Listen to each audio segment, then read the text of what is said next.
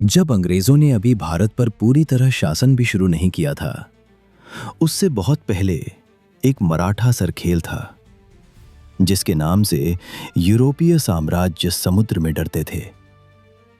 वह महान योद्धा थे कान्होजी अंकोले, मराठा नौसेना के अद्वितीय सेनापति।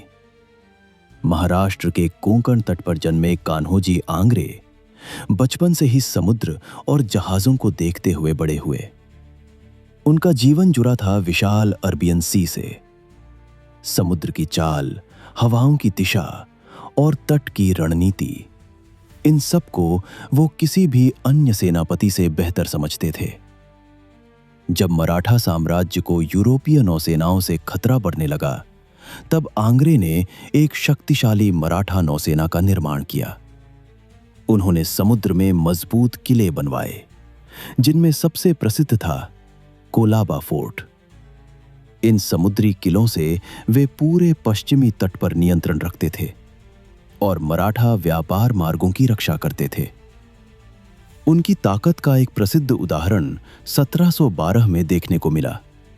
ब्रिटिश ईस्ट इंडिया कंपनी का एक जहाज HMS एन कोंकण तट के पास से गुजर रहा था। तभी कान्होजी आंग्रे की नौसेना ने उस पर हमला किया, जहाज को कब्जे में लिया और उसके सैनिकों को बंदी बना लिया। इस घटना से ब्रिटिश ईस्ट इंडिया कंपनी हिल गई। इसके बाद अंग्रेजों ने पुर्तगालियों के साथ मिलकर आंग्रे की नौसेना को नष्ट करने की कोशिश की, लेकिन उनकी संयुक्त नौसेना भी आंग्रे के सामने संघर्ष करती रहे।